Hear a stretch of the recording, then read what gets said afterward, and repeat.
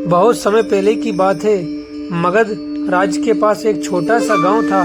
सुखपुर नाम के विपरीत गांव के लोग बहुत दुखी थे। हर समय झगड़े, ईर्ष्या और शिकायतें रहती। कोई किसी से खुश नहीं था।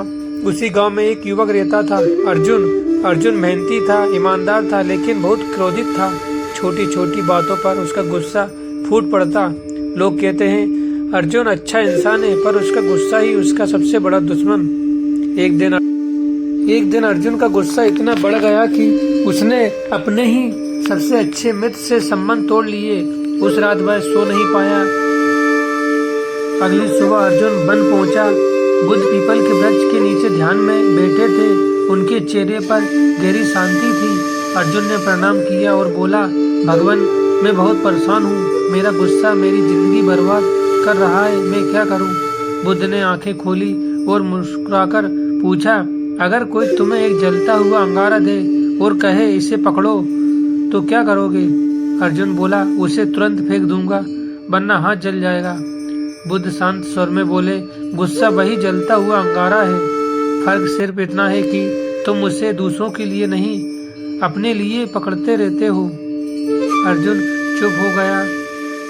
उसकी मुट्ठियां भींच गईं, शब्द गले तक आ गए, लेकिन उसे बुद्ध की बात याद आई। वह खामोश रहा। गुस्सा भीतर उबलता रहा, पर थोड़ी देर बाद शांत हो गया। अर्जुन हैरान था। तीसरा दिन। अब गुस्सा आता था, लेकिन पहले जितना तेज नहीं। वह महसूस करने लगा कि गुस्सा आता जाता है, स्थायी नहीं है। उसने पहली बार अपने मन को बाहर से देखना शुरू किया। 7वां दिन। अर्जुन फिर बुद्ध के पास पहुंचा। बुद्ध ने पूछा, कैसा रहा? अर्जुन बोला, भगवान, गुस्सा अब भी आता है, लेकिन अब मुझे नियंत्रण नहीं करता। मैं उसे देख सकता हूँ, समझ सकता हूँ।